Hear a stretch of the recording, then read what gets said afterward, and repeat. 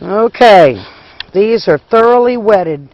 I was selling eggs, so I didn't document that part, but they've been thoroughly wetted, and they should be heavy when they're done. So, now, and they are. It's really pretty heavy. There's a big difference. You'll be able to tell. Now, we're gonna put them on the heat mat, or we're gonna seed them, I guess. We're gonna seed them, and then we'll put them on the heat mat. Okay, so we're gonna seed them here in a minute. I'm going to see if I can't talk him into going inside and having a grilled cheese sandwich for lunch. Okay, now they're planted. Each seed in its own little cell, 1/4 inch. You make sure you poke it down real good so that they get good contact with the soil. We've got them marked here on the sides. There's a ridiculous amount of tomatoes because my husband's a lunatic. But that's okay. And now they're sitting on the heat trays. They can go 4 across and 5 up. You can see that they're not sitting directly on one another stacked, or they would crush each other. Now we're going to get some newspaper and some plastic and cover the whole bit so that it retains the heat. It's supposed to be cool tonight, so we'll probably throw a blanket too. Yep. It's supposed to be cool tonight, he says, so we'll probably put a blanket on them too.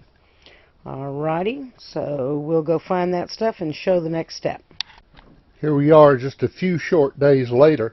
I think it's about 7 to 10 days since we put everything in the seed, the little seed holders, and got those here in the greenhouse.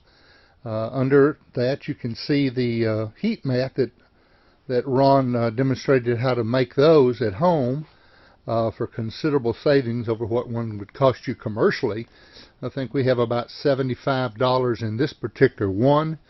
To buy one of this size would be around $225.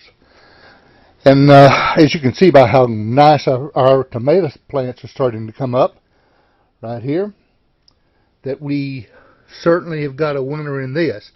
Now, since we've talked before, since the last film was made, you'll notice that we have drilled holes here in the supports of our heat mat. For that, of course, that's for keeping the plastic that we put when it really gets cold, for pulling the plastic over the top of the plants. Not only does it, of course, keep the heat in, but it also gives plenty of room for oxygen movement and stuff like that.